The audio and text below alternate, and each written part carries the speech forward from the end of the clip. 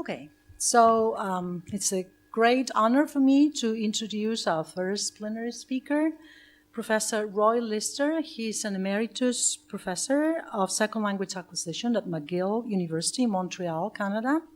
His research has examined content-based second language instruction and the effect of instructional interventions designed to counterbalance form-focused and content-based approaches. He was co-recipient with colleague Laila Ranta of the 1998 Paul Primsler Award for Research in Foreign Language Education and was presented the Robert Roy Award by the Canadian Association of Second Language Teachers in 2017.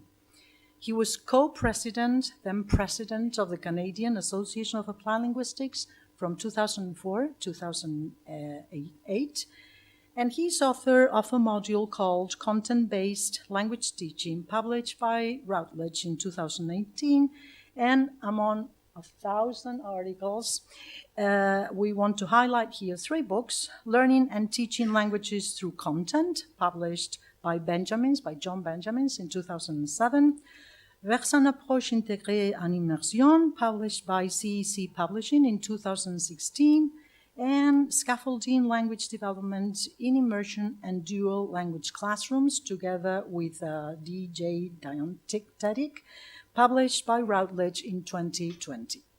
So without further ado, the floor is yours with the presentation, with the plenary talk, Operationalizing Form-Focused Instruction for Young Classroom Learners. Thank you, Pilar, and thank you for the invitation. I'm very happy to be here. This is my 3rd time here in Victoria, so I feel quite pleased to be here again. And I just wanted to mention that at the end of my presentation, there will be a QR code that allows you to access the presentation and also the references that I'll be making. So to begin, because this is really the opening plenary of this interesting conference, I just wanted to begin with a little bit of history about form-focused instruction and where it comes from. And it's all about the finding that we really need to integrate form-focused and meaning-oriented approaches. In the 80s, in fact, I was a teacher in the 80s, so I was very much a part of the trend whereby we really weren't supposed to approach grammar explicitly in any way. Every time I taught grammar, I kind of shut the door behind me so nobody knew I was explicitly teaching grammar. There was a real movement that, and a lot of it had to do with Krashen and his writings, that acquisition was really done implicitly and didn't require any kind of explicit focus. This was big in the 80s, and it was when I was a teacher too, and I thought, something's wrong with this, because I think the students need something else. And in fact, in the Canadian context, we were very quick to realize that this idea of implicit acquisition was interesting, exposure to comprehensible input, but that it was very limited because we had French immersion programs that had begun as early as the 60s. And we also had in Quebec what we called intensive ESL classes, which were really communicative based. And so between the intensive ESL and the French immersion, we knew that these students really developed nice levels or high levels of communicative ability, but that their performance in terms of accuracy was really bad and getting worse and worse, and so required some sort of attention. And so this is when theorists such as Michael Long and also David Stern at the time came up with this idea that it was really important to integrate form-focused and meaning-oriented approaches.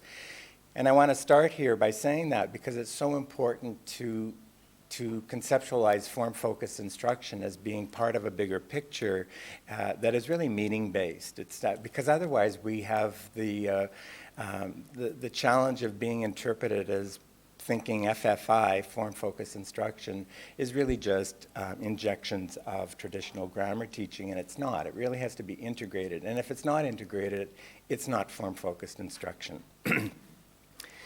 So Long's initial idea was an implicit focus on form, and he defined it as teachers overtly drawing students' attention to linguistic elements as they arise incidentally in lessons whose overriding focus is on meaning.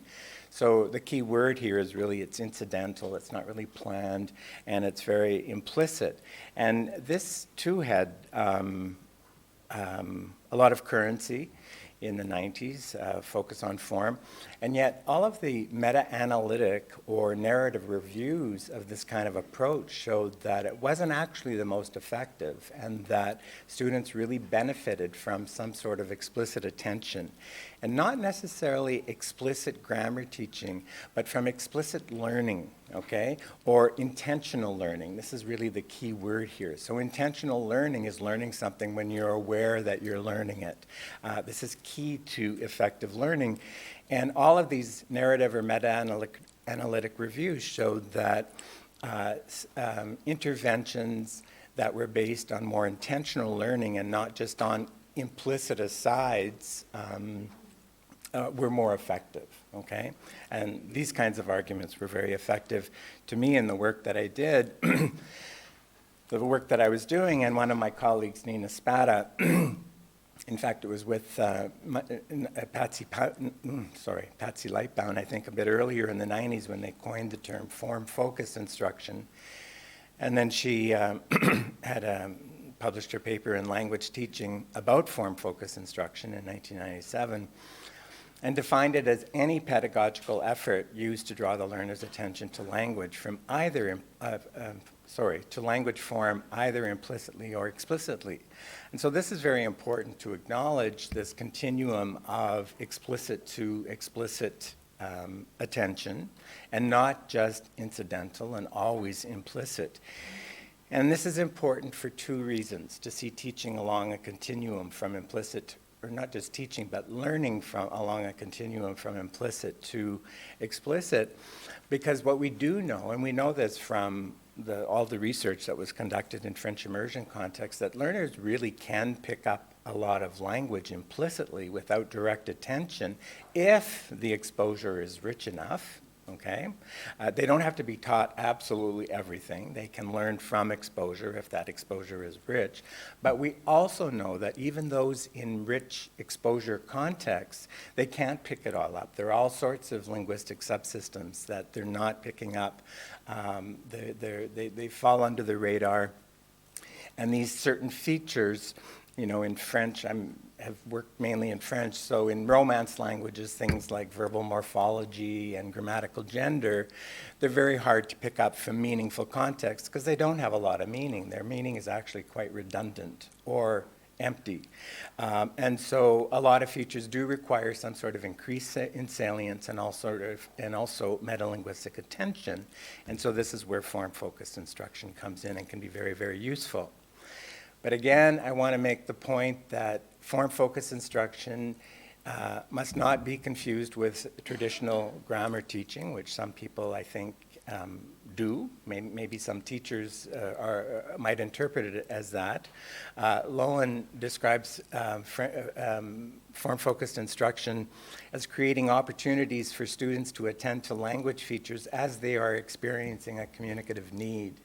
And that's very important because it's different from traditional language teaching. And when I say traditional language teaching, I assume this still might occur in second language context, but I think often of the way that grammar is taught in mother tongue contexts, and I've observed some of these first language contexts where the language is completely decontextualized for the sake of analysis.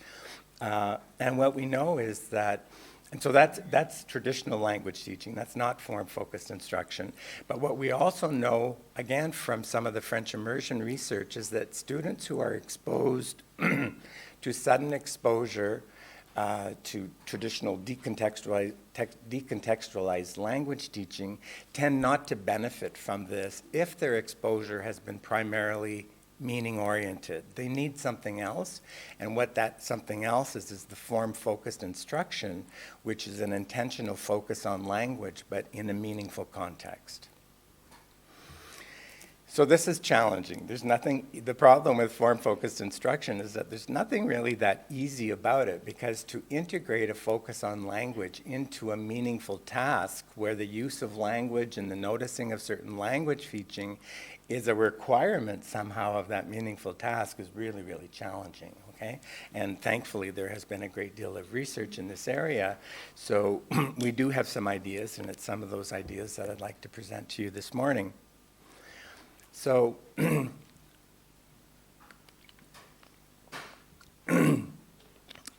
the work that I've been doing with teachers, and for the last 20 years, most of my work has been done in classrooms with teachers, trying to help them develop form-focused instructional units with a meaningful focus. I always break down form-focused instruction to a reactive approach and a proactive approach, because it just sort of facilitates the discussion. So our reactive approach is more of an oral approach in response to students' utterances, so it involves corrective feedback and questioning types, making the input comprehensible. It involves a lot of scaffolding, so I'll be talking a lot about oral scaffolding this morning. And then another approach is a proactive approach, which appears less spontaneous and much more planned. It involves language planning, so that you're planning a language focus into meaningful tasks, and you're doing this across the curriculum, okay? And that too is difficult.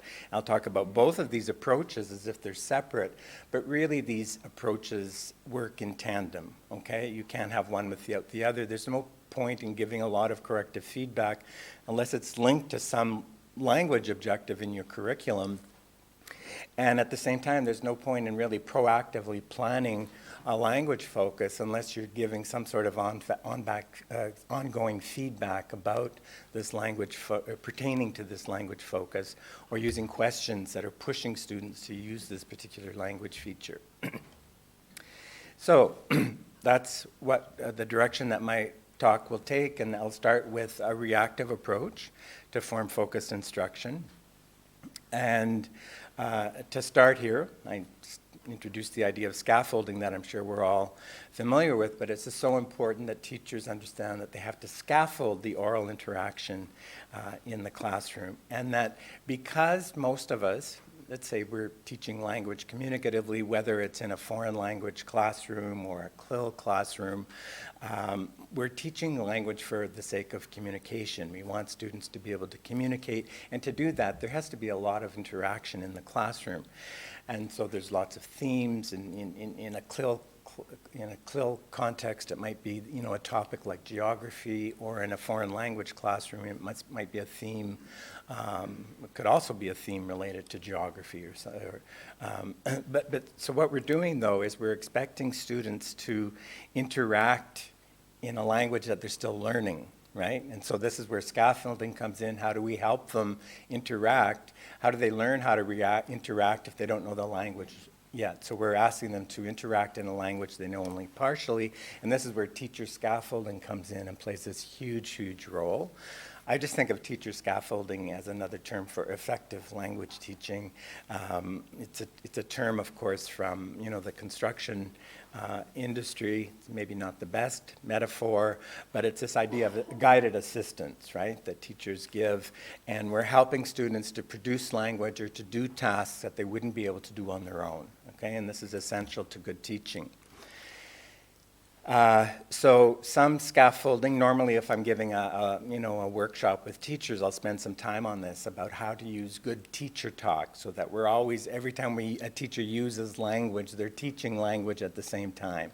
Or we're facilitating comprehension by speaking more slowly, or being a bit repetitive, or being a bit redundant in our speech, or using visuals, for example. Okay, that's an important part of scaffolding, but I'm going to skip over this and move towards scaffolding that really pushes students in their language production. Okay, because this has been key ever since Meryl Swain countered this idea of input approaches and said that language output is also, it's not just a product of learning, but it's actually part of the process of learning. In order to learn how to speak, we need to speak, okay? It's pretty basic.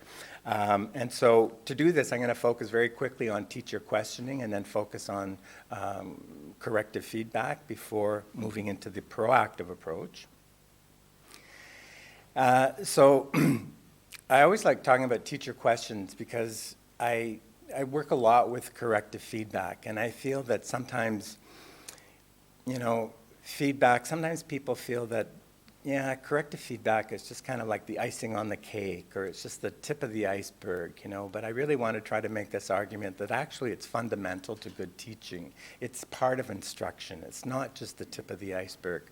And it's also very much connected to questioning techniques. How do we question students? How do we always push students in their output? That's challenging, okay? That's challenging. So how do we do it? So I see questioning techniques as part of the bigger picture of classroom discourse, and of course, it helps teachers to monitor students' understanding. But years ago, in 1975, Sinclair and Coulthard produced their, model, their three-part model of classroom discourse, saying that really questioning techniques in classrooms consist of these three moves. An initiating move by a teacher who asks a question, student responds, and then the teacher evaluates, okay? And this continues to be somewhat prominent. It's kind of hard to go without this type of format, so the question is, how can we improve it? Here the teacher says, what's the capital of Japan? Response is Tokyo, and the teacher says, yes, that's right, okay? So this is very typical and pervasive in a lot of classroom discourse. Of course, it's been criticized because it really engages students only minimally. It's sort of the quintessence of teacher-centered instruction. Also, what I find interesting is the research that has showed that evaluative comments like, yes, that's right, yes, that's very good, has this kind of closure effect. It closes the door and it doesn't open up the door for more discussion. It just sort of, it has this finale effect. So being aware of that, it's very hard for teachers, because we don't want to stop saying, yes, great, good for you. We want to say yes to our students. But the key here is moving on, making it less evaluative and moving on to elaboration requests so that we're always pushing students to produce more by saying, yeah, well, what makes you say that? Or how do you know that? Or can you tell me more about that? And it really takes a lot of teacher training to get used to doing that, because we're so used to, we're so happy when our student says something that we want to say yes and we want to congratulate them. The problem is often they're saying one word and we're saying, yes, good for you. And we want so much more.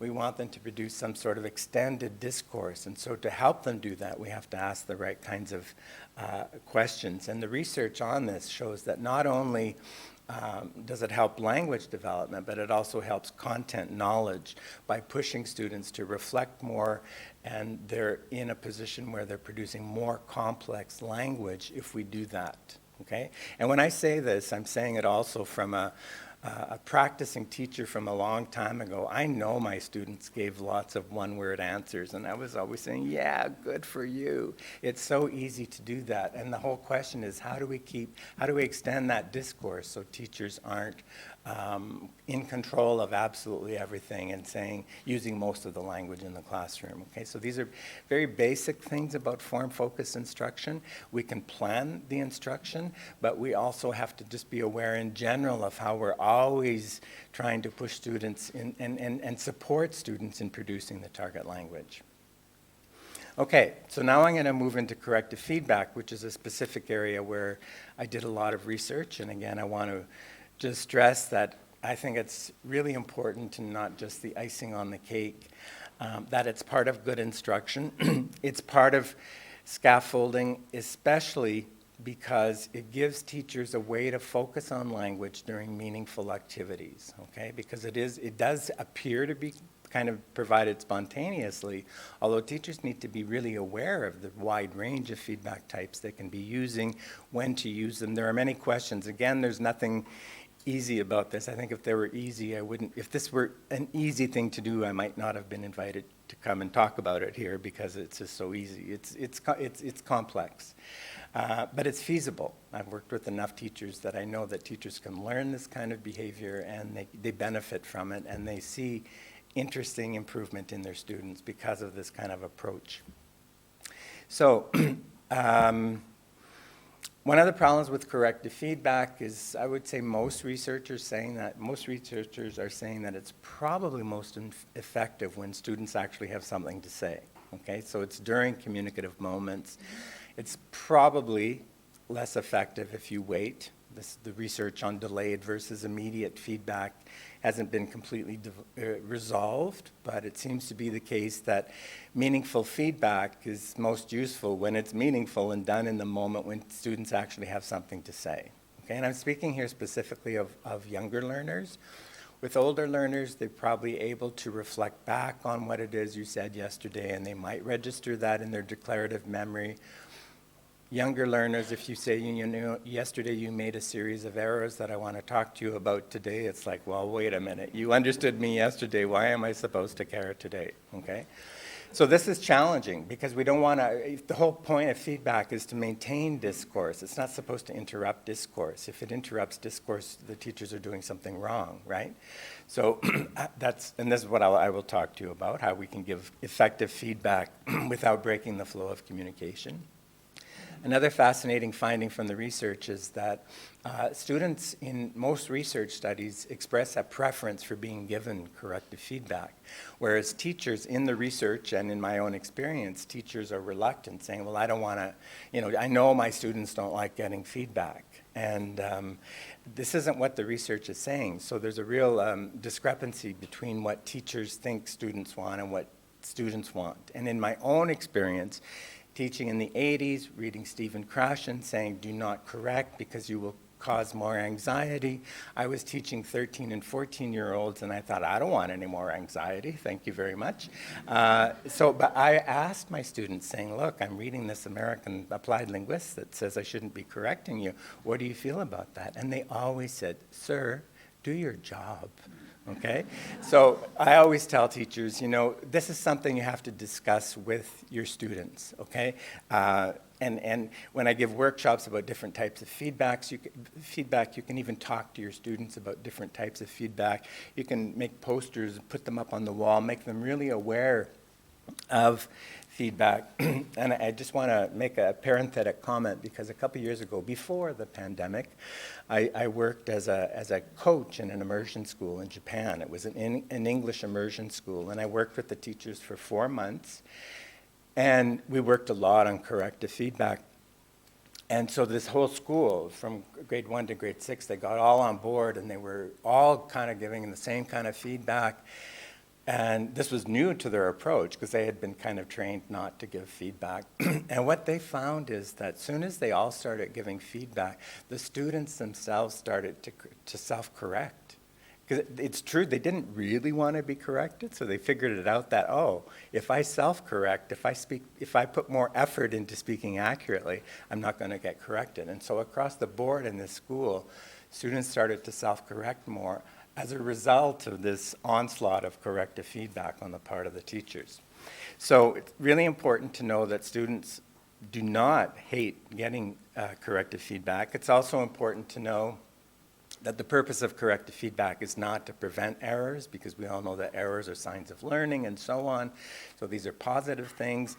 But for errors to affect learning, students really need their hypotheses confirmed or disconfirmed, and you just can't go without disconfirming some of their hypotheses, okay?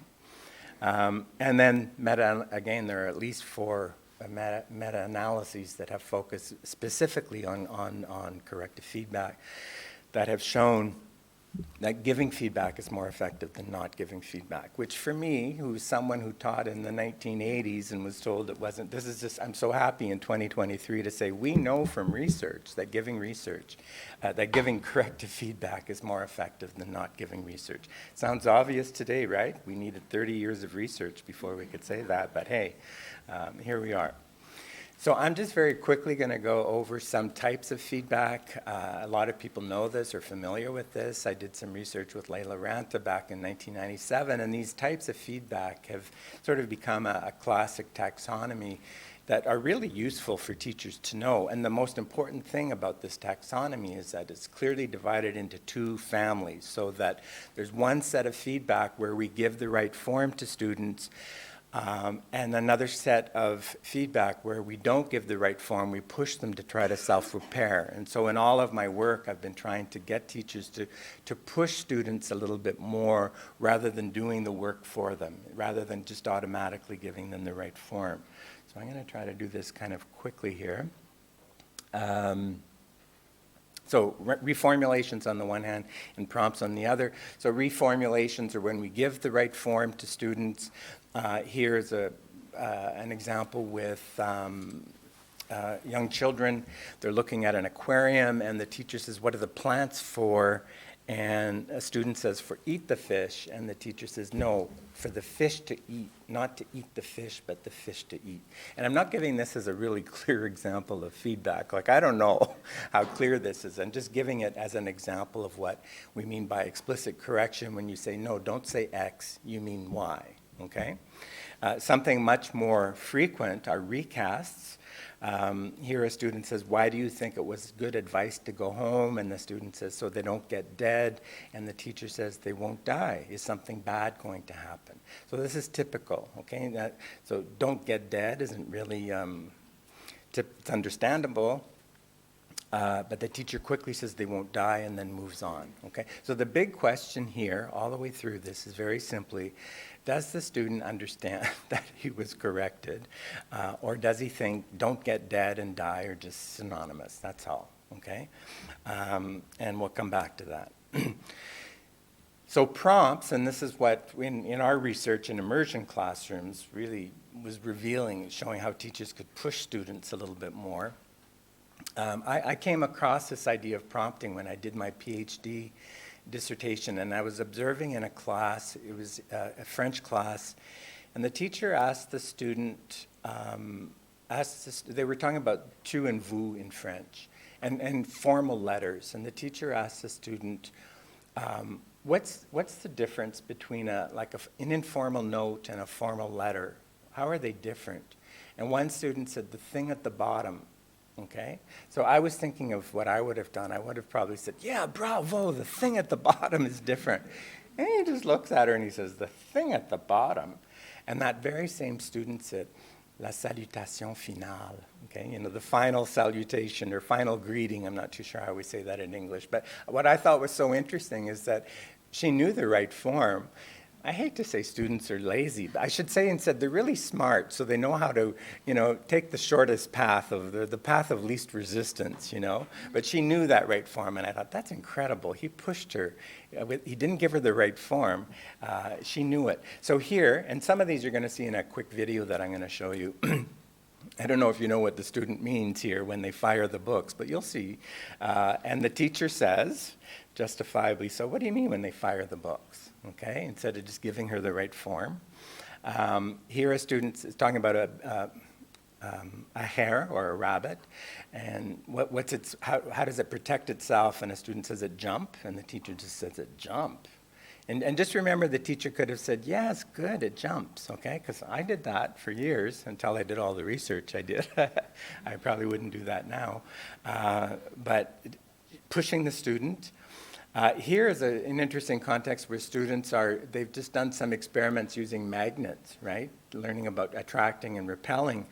And the student has to recount the experiment and says, we found out that the South and the South don't like to stick together.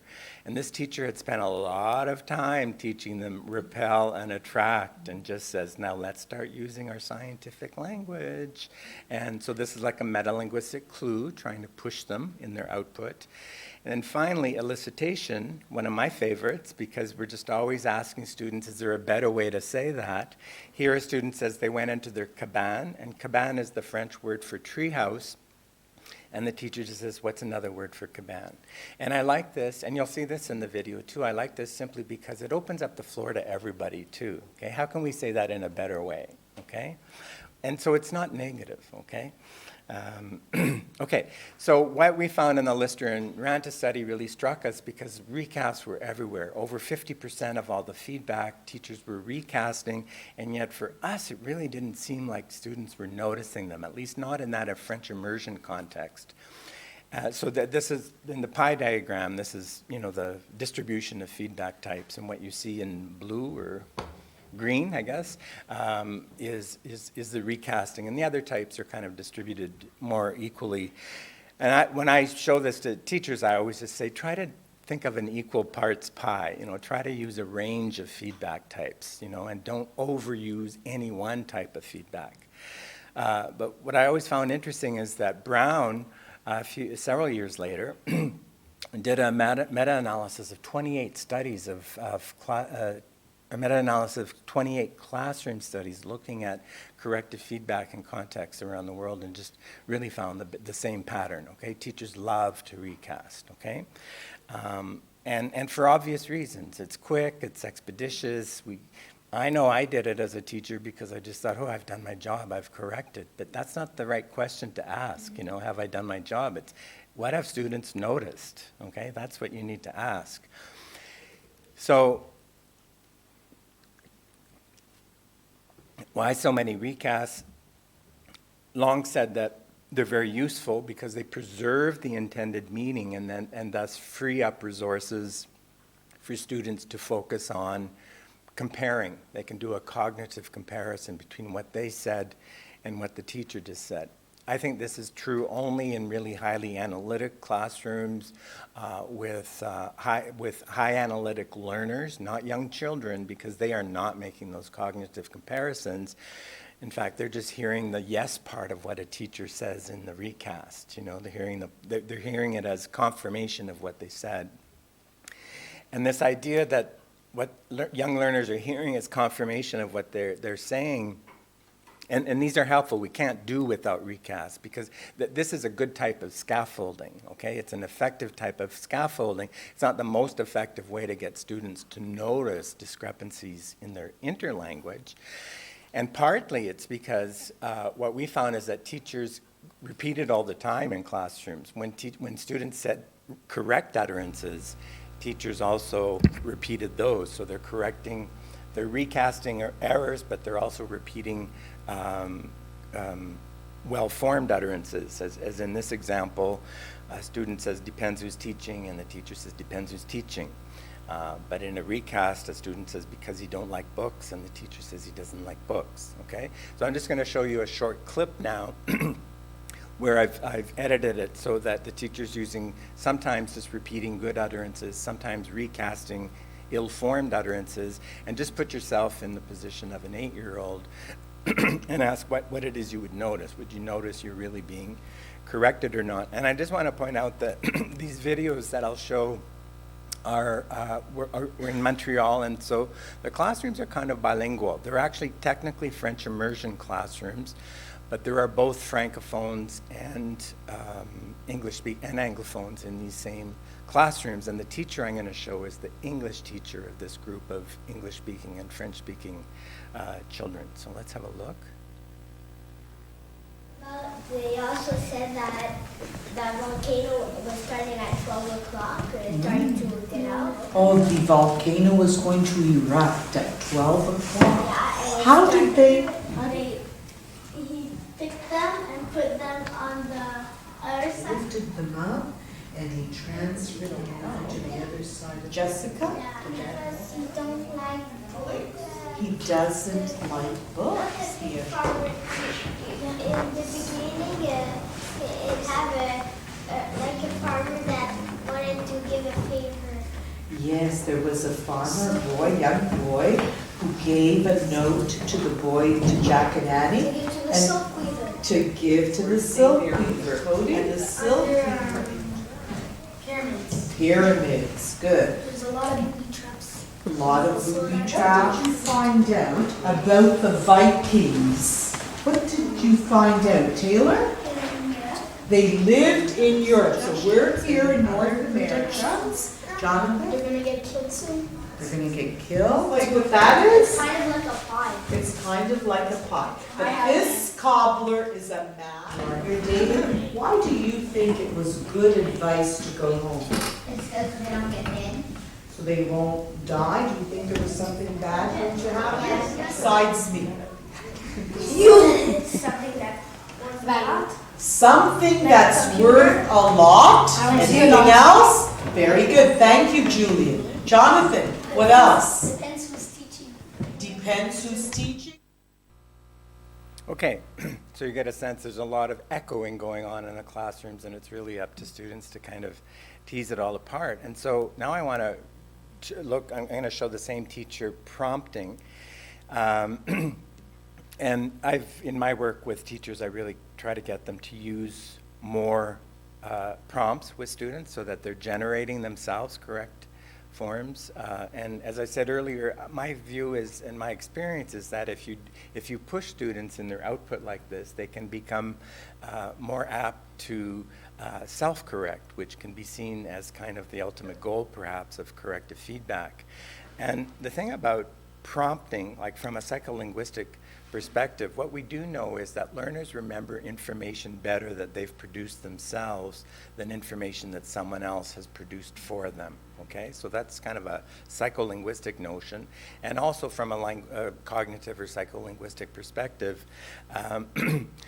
by pushing students to retrieve information from their developing system, subsequent retrieval becomes easier. And so this is all part of skill acquisition theory, okay? To push students to retrieve, you're helping them to retrieve at a subsequent time in a quicker manner, okay? So let's just have a quick look at the same teacher pushing her students here.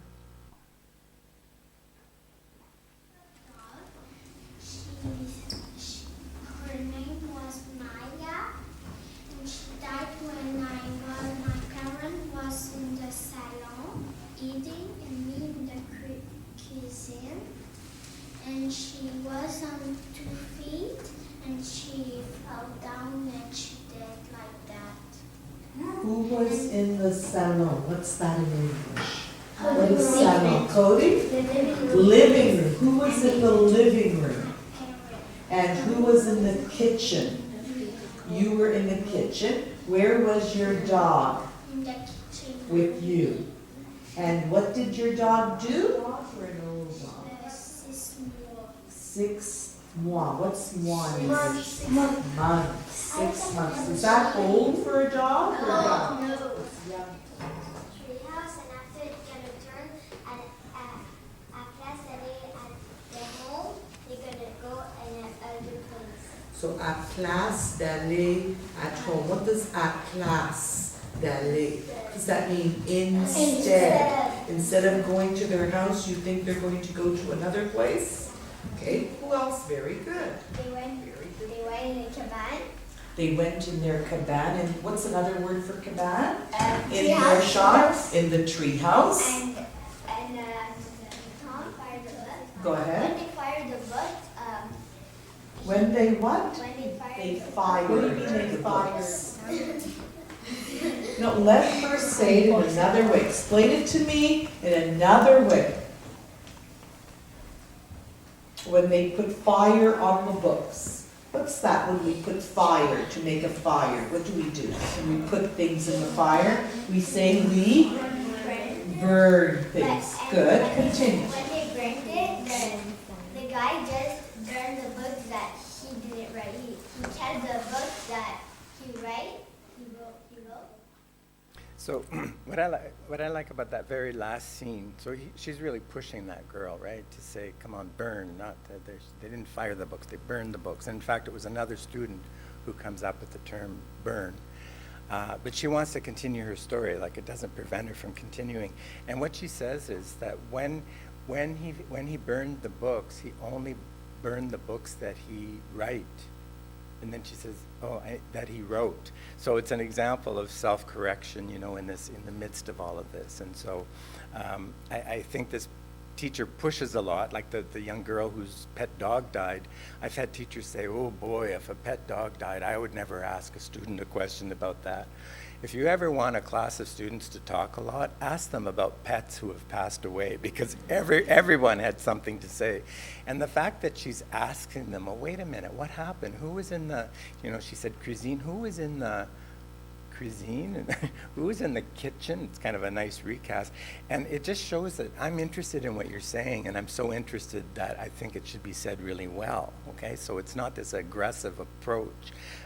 Michael Long once said something about, I was promoting feedback like hitting kids over the head with a hammer or something, but I think it's a gentle way of saying, I am really interested in what you're saying, and it's worth saying well. Okay, so, so there's been lots of classroom research done on looking at the effects. There have been narrative reviews, and again, they've showed that giving feedback is more effective than not giving feedback. And there's also some research that shows that receiving prompts might be better than getting recasts, depending on age, and especially on some measures, but not on others. So there's not a black and white advantage for prompts over recast, which means we can use all sorts of feedback, but it's preferable if teachers try to use a range of feedback types.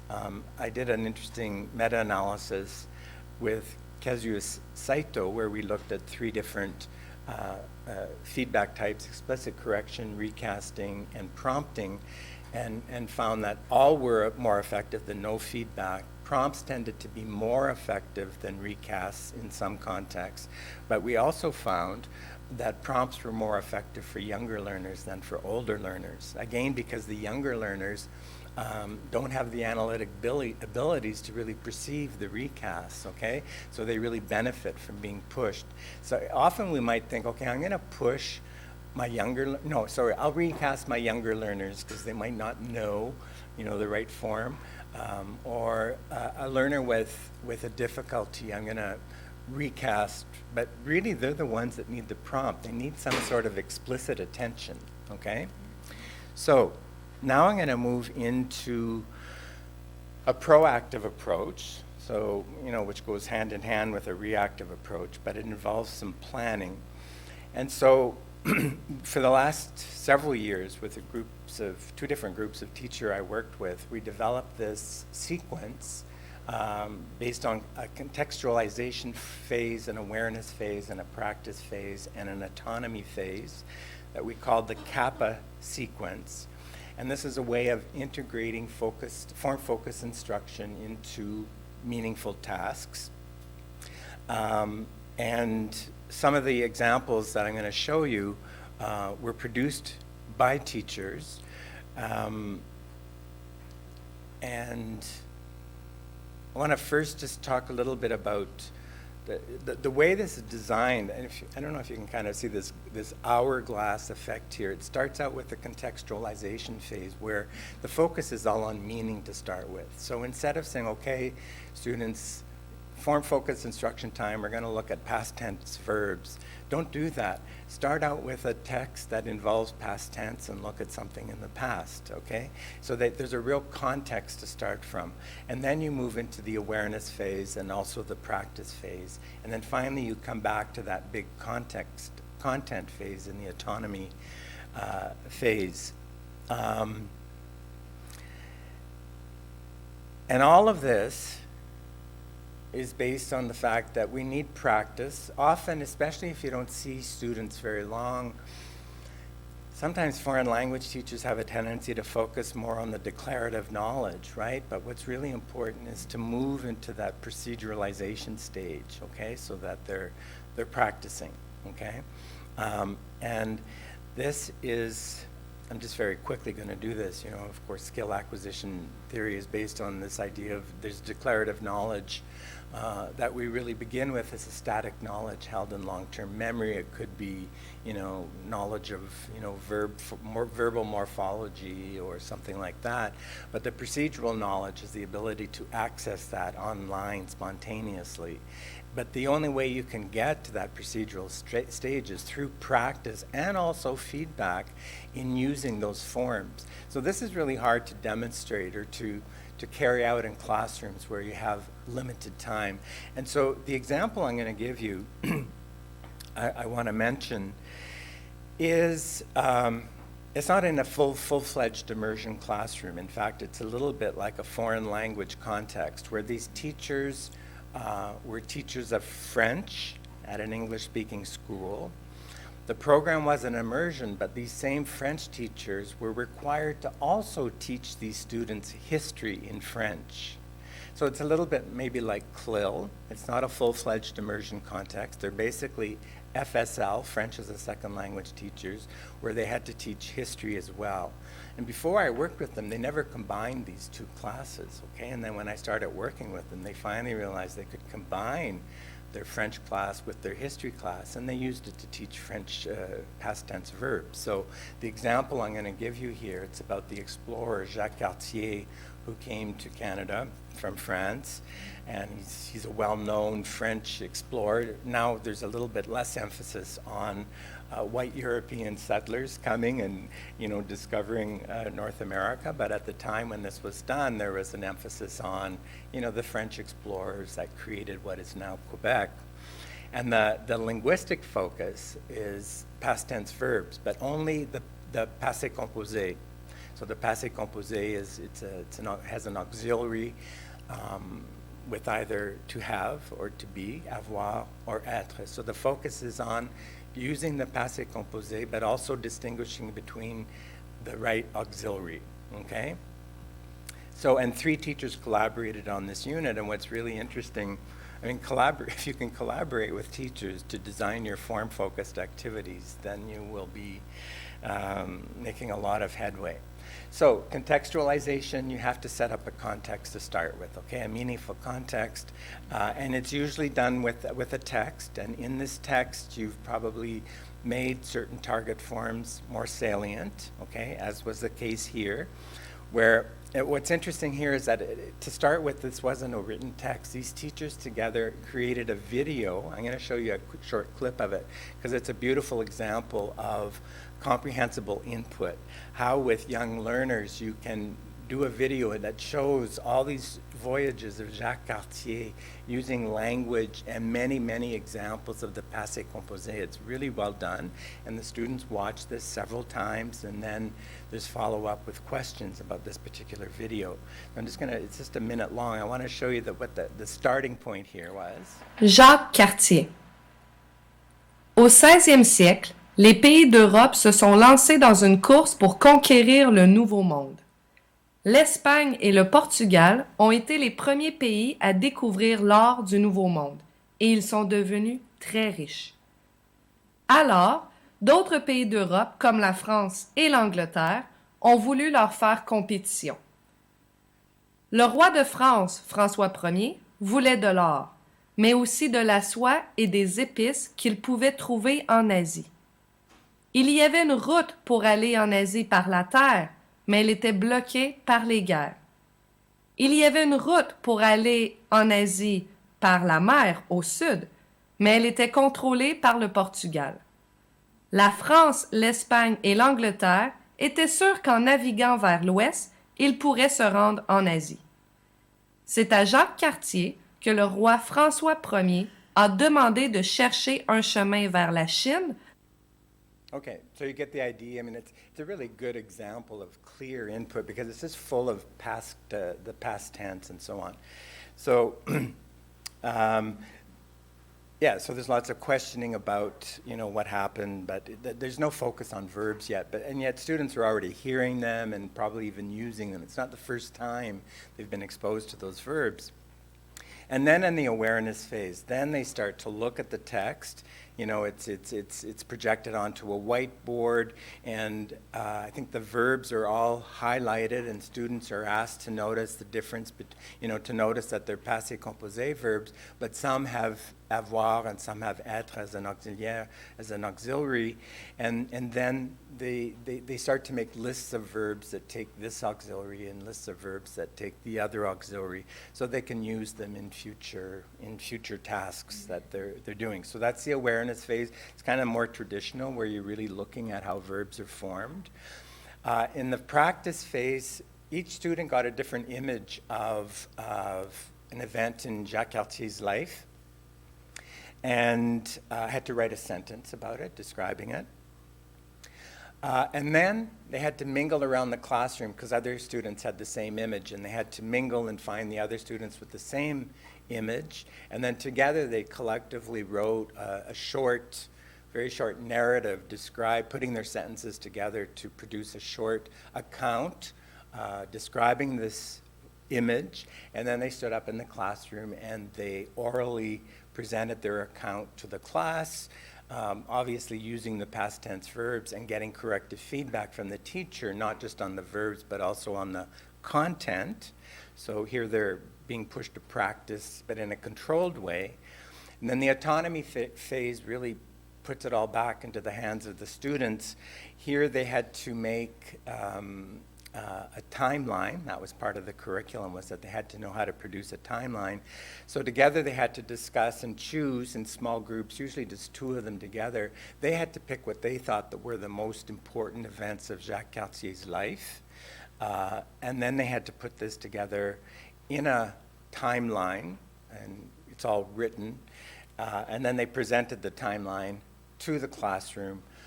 And again, the teacher provided feedback both on the content and on the form, and then these timelines were posted around the classroom.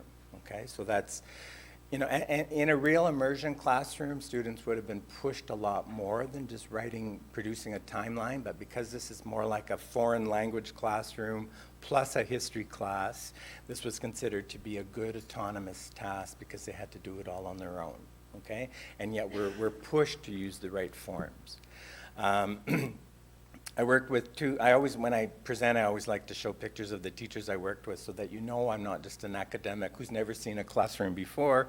And I worked with these teachers who were really quite keen and said very positive things about these units because they found them the students themselves found it very engaging, and would say things, oh, now I understand the passé composé, you know, because it was in a context and they had to talk about this explorer. And this one teacher says, you know, the repetitiveness of it was interesting because Jacques Cartier actually made 3 different voyages and they studied all 3 voyages. So there's repetition here in use of the verb, but the content's always kind of new. The voyages were always different. There was always new discoveries, but the grammatical focus stayed constant in this particular example. And she also found, this one says that some students who have difficulty in French were very successful in terms of both French grammar and Jacques Cartier. So it really addressed weaker students too, not just high-level students. In the Canadian context, there have been a series of about 7 different experimental studies done in classrooms, not always called the Kappa sequence. It was always about form-focused instruction, but it was very much based on the model of, you know, noticing, developing some awareness, practicing, and then producing some sort of project. And in all of these studies, here you have on the screen some of the different grammatical features that were highlighted: the conditional mood, grammatical gender, past tense, derivational morphology, second person pronouns, and motion verbs. And in a kind of a narrative review of all of this research, I found that of all the 40 tests that were given in terms of pre-tests, because these were quasi-experimental studies, in more than 75% of these tests, students who had received the form-focused instruction improved much more than students who were left to their own devices to pick up these features from the input, okay? So there's some evidence that this is effective. And to conclude, I just simply want to say I've always liked this quote by Ellis, that form-focused instruction is a set of psycholinguistically motivated pedagogical options And some of these options I've recounted here in this presentation and have used them in my own research. So input enhancement becomes a big part of the awareness phase. Consciousness raising tasks, also part of the awareness phase. Noticing and awareness tasks, controlled and communicative practice. This is part of the practice phase and also the autonomy phase. And of course, corrective feedback runs all the way through this. But what I want to say in conclusion is that optimal effectiveness of these different options comes by combining them, not necessarily doing one in isolation, but combining them and integrating them into an instructional unit that has some sort of thematic content, okay? Like, for example, the discovery of, I hate to say the New World because it wasn't new, but you know what I mean. The discovery of the Quebec area that they ended up calling New France. That's a theme that was easy, in this case, to integrate a focus on past tense, but teachers don't always necessarily do that. They might teach history, and then in a separate class, they might, you know, conjugate verbs in the past tense, and the whole point is to bring them together in an integrated unit, and this is what's called effective form-focused instruction. And so on the final, this is the first time I've used a QR code, okay? So if you take a picture of this QR code, I hope that it will lead you to my presentation, and on this presentation there's also a reference list of, and if it doesn't work, you can tell me, okay? So that's it. Thank you very much.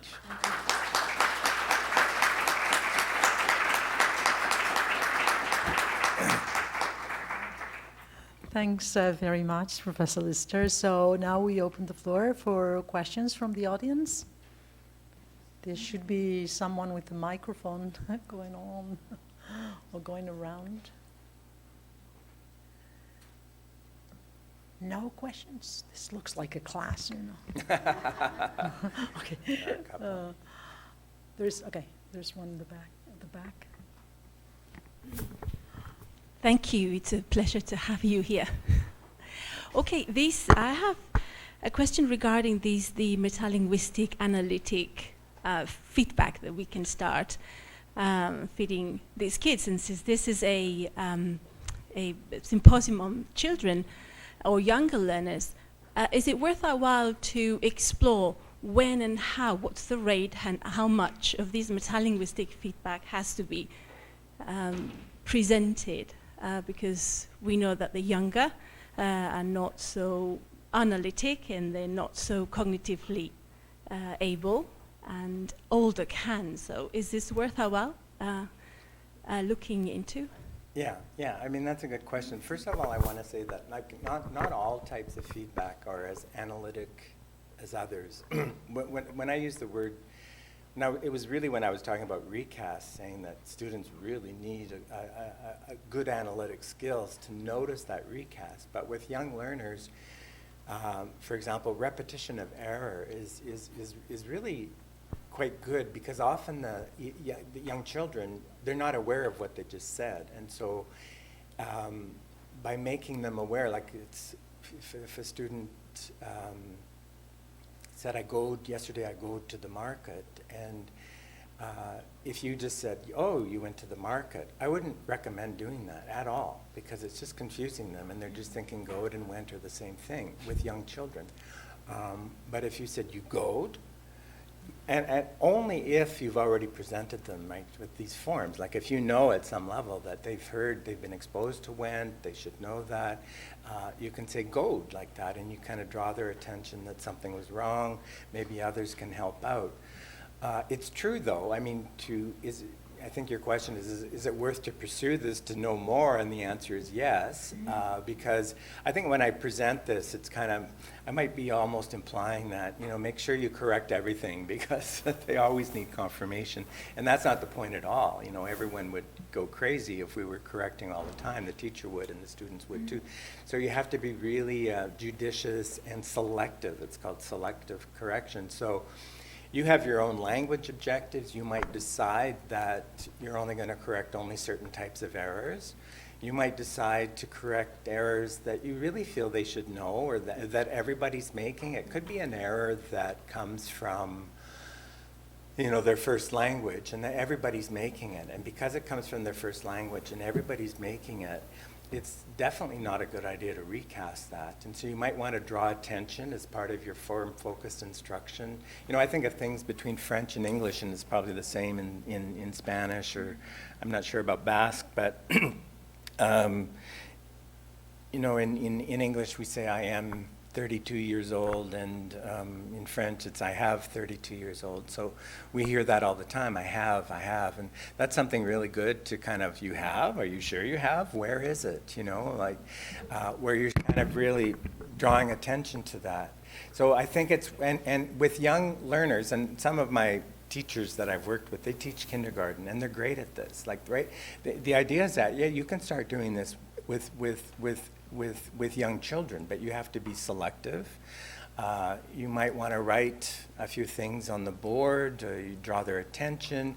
The whole point is it shouldn't just be random, like, oh, that error really bugs me, so I'm going to correct it, It should be kind of systematic and part of the bigger picture of your own teaching, but not to be avoided with younger children necessarily, but it has to be done with sensitivity, it has to be well planned, it has to be strategic and selective. There's first a question here at the front. Thank you very much.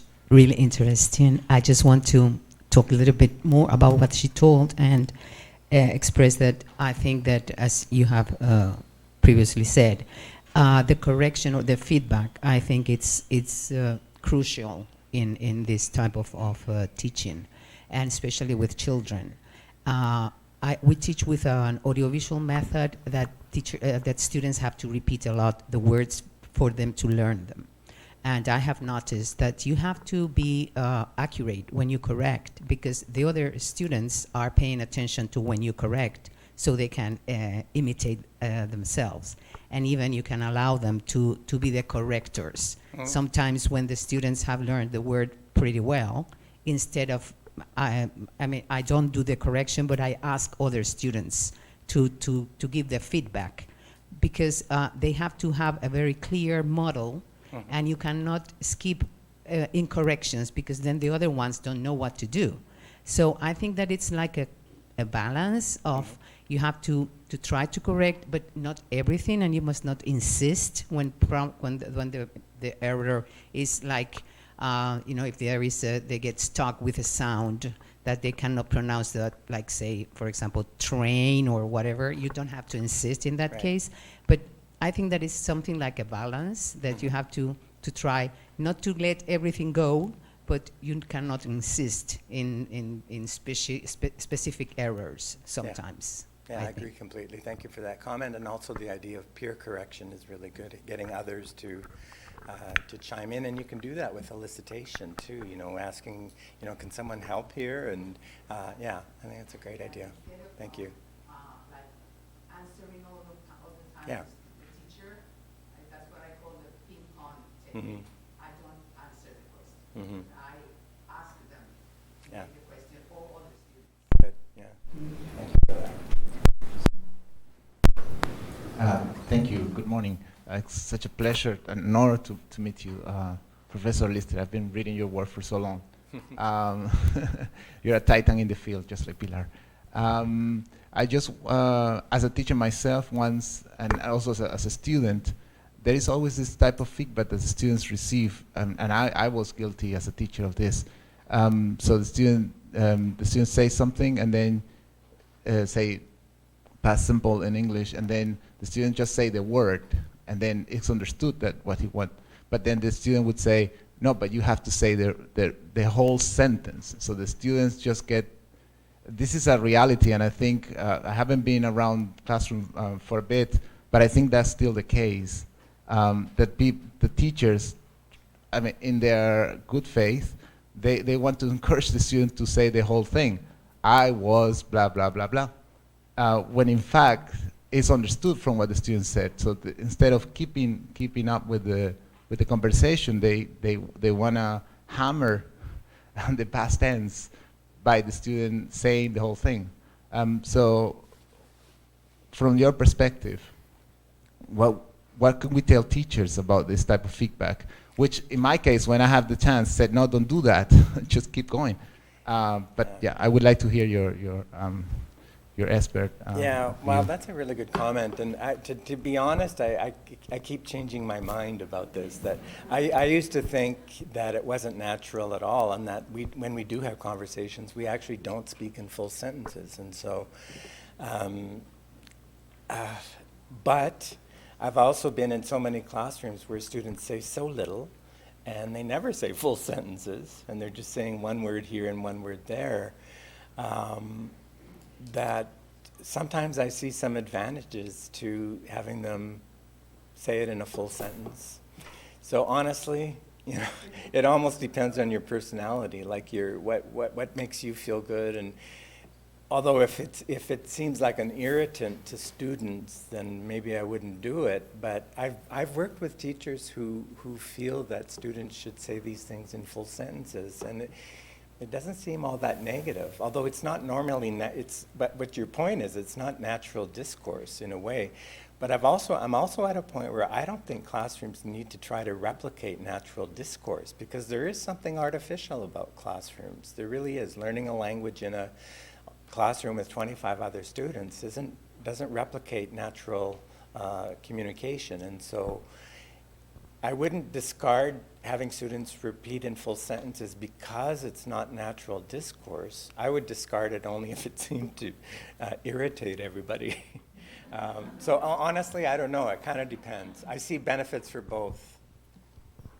I think just to summarize in the words of Monty Python, what's your quest? So what's your purpose by making the comment? Exactly. Thank you. Yeah. What's your objective? Yeah. Any other questions? Isabel? Here at the front. Yes, thank you for this very insightful talk that touched upon a lot of issues that I'm faced with as a teacher trainer of future French teachers of primary school children. And well, a lot of the things that you have dealt with in the 80s, we are still dealing with them now. But my question actually concerns not so much the children, but the teachers. And I have noticed that their own language proficiency often is an obstacle to being able to provide corrective feedback, to actually notice the errors in children's speech and then being able to react to them appropriately. And this is a real issue, is a real concern for us sometimes. And my question is, how do you see the role of the teacher's language proficiency? And do you have any advice for me how I can actually support them and also encourage them to use French in the classroom? Yeah, well, that's a really good question. And to make you feel better, we have the same problem in Canada. We're still dealing with that problem, not so much in the province of Quebec, but in the rest of the country. Teacher proficiency is a real problem when it comes to French. And for sure, yeah, everything we're talking about, like, so there's corrective feedback, but form-focused instruction in general, you need really high levels of proficiency to know how to integrate language features into a meaningful context. Like what we're asking, that's why I said in my talk, this isn't easy for teachers to do, and proficiency level is kind of an impediment. There's something though, in spite of low language proficiency, teachers can develop high levels of pedagogical knowledge. And so also what I'm talking about here, it's good pedagogy. You scaffold, and they can only do their best. And I guess for me, the bottom line is that I always want teachers to avoid, I'm not a big translanguaging fan, and so I always really want teachers to stay in the target language as much as possible, even if that means low proficiency. And it's about good scaffolding and developing the right kind of pedagogical skills, and proficiency levels have to be worked on at a personal level and at an institutional level. It's a serious issue, and we have that problem too. Sorry. Yeah, no, that's great. I'm reassured. Okay, good. So it seems that we're not really on the wrong track. Right. So thank you very much for that answer. Right. We will have time for like a very quick question before we move on. Anything from the audience? If not, I'd like to thank Professor Lister, especially for sharing those very interesting videos, because I was thinking that how nice, the classroom setup. I think I haven't been to primary school classrooms here, but, it's like, I think the setup is very different. Also, the volunteering by the children, I don't think that's very common here. And I am very happy that Isabel brought up the issue of proficiency. We could be talking about this for hours. I think that's one of the key issues. But for me, another key issue is also, I was going to ask for how long, but I guess I know for how long you have been working on this. All of this needs lots of institutional support. In fact, this type of conference was it's kind of thought for teachers to attend, and some of the schools we work with, they haven't been able to attend because they're like, snowed under with work, and so it's like we live in two different worlds. So that's why I envy you. I also envied the University of Pennsylvania when Terry Pica, was telling me about this kind of feedback loop.